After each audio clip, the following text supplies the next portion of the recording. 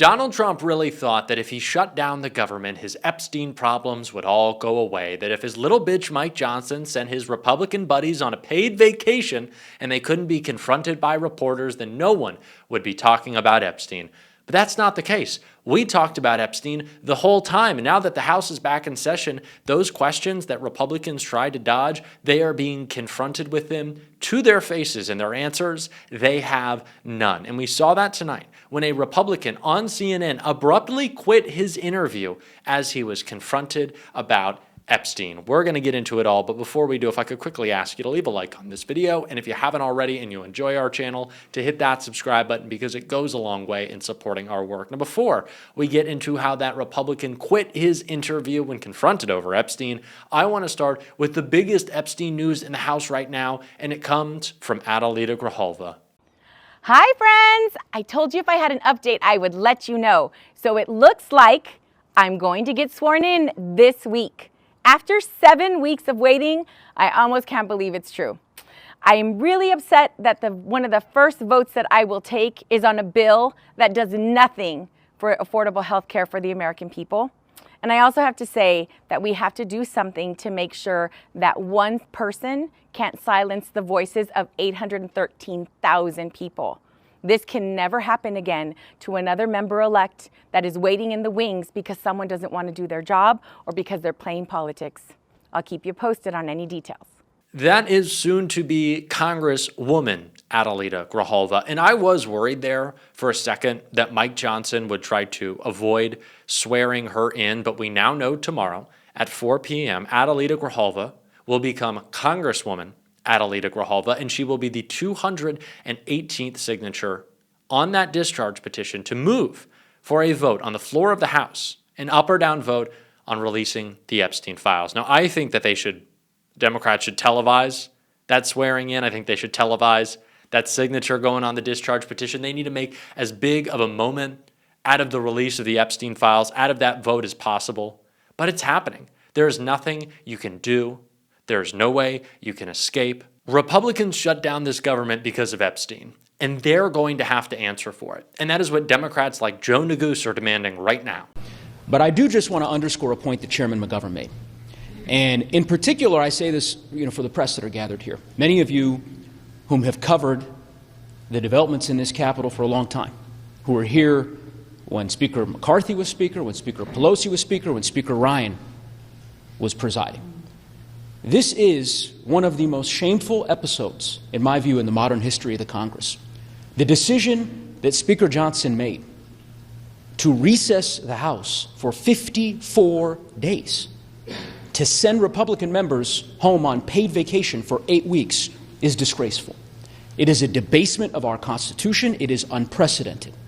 And every Republican member, as they arrive this evening and tomorrow morning, ought to be asked the question, why they endorsed this abdication of Congress's power for the last 8 weeks, why they supported the Speaker's decision to send the Congress on vacation for 8 weeks as premiums are skyrocketing for millions of Americans. There's a reason, as the leader has articulated previously, that Steve Bannon has compared the Congress to the Duma.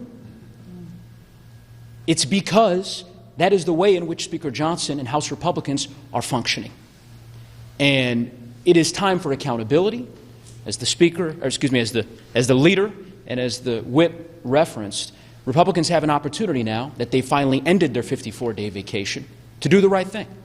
We're going to give them that opportunity in the Rules Committee, which is the first committee hearing in the House that will have been held since September. Shameful. And I know my colleagues on the Rules Committee feel the same way, including every single Republican that was hiding away, trying to avoid questions about Epstein. You saw them, like walking through the airport. They were out in public. They were asked about it. They refused to answer. They're going to have to now. And it will be the complete failure of the mainstream media, and what would be more surprising than that, the mainstream media failing to do their job. If they do not ask all of these Republicans, hey, you were gone for a while, and it seemed like it was all about Epstein, and it seemed like Mike Johnson was very focused on not swearing in Adelita Grijalva. What was that all about? What was the reason for that? They won't be able to answer. They'll run away again They'll freak out, and they'll even quit their interviews, which is what Tim Burschett did on CNN. And it's a world market, and we've got to, and the real problem, ma'am, is that the politicians are greedy and they're selling this country down the road. You know, yourself included. I'm the 435th. Well, they're selling us all down the road. I don't go with them, but you don't see me getting there. Oh yeah, well heck yeah, I am, ma'am. And you're in the media, so we're both hated. So I mean, throw in the car salesman. I'm just saying, you said the politicians are selling everybody out. I just was wondering if you include yourself in it. Really quickly, sir, before I let you go. No, I'm not selling them out, but I'm just saying, what I'm saying is this, you know, you run a $5 bill down the hall and politicians are chasing it. And that's exactly what the lobbyists do. We've stole this country down. Well, it looks like we lost this politician. I was going to ask him about Jeffrey Epstein and Ghislaine Maxwell's parent preferential treatment. We're not going to have a chance to do that now, hopefully next time. He was going to be asked about Epstein. That was the next question. And mysteriously, the interview just cut out. Now, you could certainly say, well, Jack, technical difficulties happen. You got to understand, like, these things happen. These things always happen. Because there's been a lot of this happens. Oh, it was a coincidence. Oh, that was interesting around Epstein.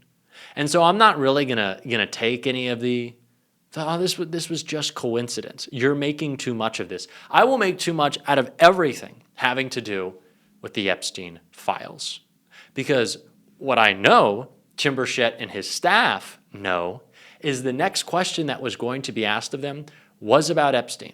It's a little, oh, the shutdown is over. Oh, are you voting on the continuing resolution? And then what comes next? They know what comes next. They know what reporters are going to ask them. They know what they don't want to talk about. And it's Jeffrey Epstein. And it's no longer just Epstein, because Trump is not just covering up what's in the files. He is working just as hard, and we have to keep this in mind.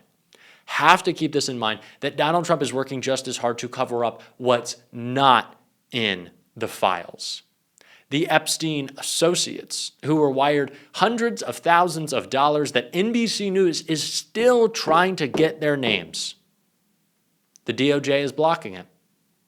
Epstein associates who would have more info, more background, more color on Donald Trump's relationship with his favorite pedophile buddy. And of course, we can't forget about Ghislaine Maxwell, who is currently being, given a phone with DoorDash, maybe some Uber Eats in prison, where she has a pet puppy, which shouldn't be allowed because she's a disgusting sex criminal. She's got a puppy, she's got DoorDash, she's got yoga classes, she's doing pottery, all on our dime. So when Republicans complain about food stamps, ask them, are you comfortable paying for the 4-course meals that Ghislaine Maxwell is getting? See what they say, because they don't want to talk about that now, do they? Because we're paying for it. I'm happy to pay for her to rot in a cell by herself for the rest of her life. I'm not paying for her little Trump hotel vacation, because that's what she's in right now. But why is she doing that? Why is she there? Well, it's not because Donald Trump wants her to have comfortable conditions for the rest of her sentence. He wants to have comfortable conditions for Maxwell while she is trying to get a commutation. That's what's happening right now. That's what she's working on. And more of that was broken down.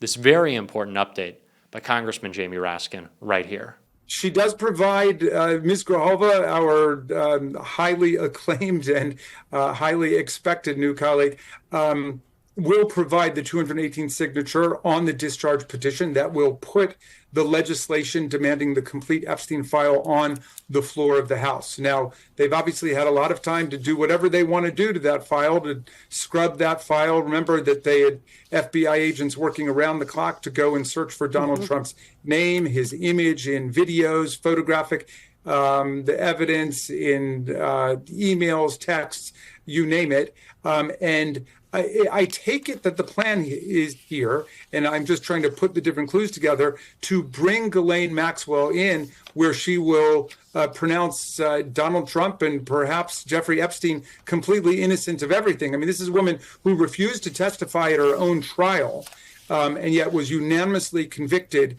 of being a child sex offender, both procuring and grooming the girls to come in underage in order to enter this vicious international child sex trafficking ring, and then also participating herself, as has been explained by a number of the survivors and the victims. So look, the victims and the survivors are the voice that counts here. We have got to hear from them about their own personal experience and then also what they know about what was taking place. I mean, this is a scandal that has brought down British royalty, Prince Andrew. The monarchy has shaken over it. The question is, can American democracy respond effectively to this massive exploitation ring against young women and girls?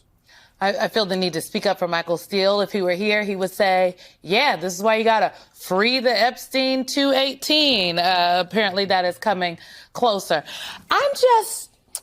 What the hell is in the Epstein files? Because there is a lot that it seems like this White House, great lengths they have gone through to, I think two things can be true at the same time. They are actively executing on other parts of their, what I would call a very nefarious agenda, trying to socialize us and condition us to be okay with the military and masked armed individuals in the streets of our country, what he is doing with the tariffs. But all of this, why haven't they released the Epstein files? I was struck by this NBC News reporting that Ghislaine Maxwell wrote in an email to her attorney, which was reviewed by NBC News, that I am struggling to keep it all together as it is big and there are many attachments. The subject line of this email that she was writing reads, commutation application. According to the whistleblower that came to you, the identity has not been revealed. She's receiving concierge-style treatment, and the whistleblower also claimed that a top official at the prison camp complained he is sick of having to be Maxwell's, a word I will not use on television because this is a family show. What the heck is in the Epstein files, Congressman? Well, it's basically speculation at this point. I mean, obviously, it has brought down a number of people, including Prince Andrew, because the details have come out in various ways around it. But we're talking about years of documentary, investigative, and prosecutorial investigation and assemblage of these materials. And look, Kash Patel was demanding that they be released. He repeatedly said, this is up to the Attorney General of the United States. It's up to the FBI director. The FBI director can just release it. Pam Bondi was demanding the release. Donald Trump was demanding the release. Now we've got a massive bipartisan majority in America that says, no, we don't want to participate in a cover-up. You better believe we're going to continue to talk about this on this show. I'm actually going to have Congressman Raskin on tonight, so certainly stick around for that. Hit that subscribe button, leave a like on this video, and hit that notification bell so you can be the first to see that interview. Keep on fighting, y'all. Don't let them silence you. And until next time, I'll see you soon.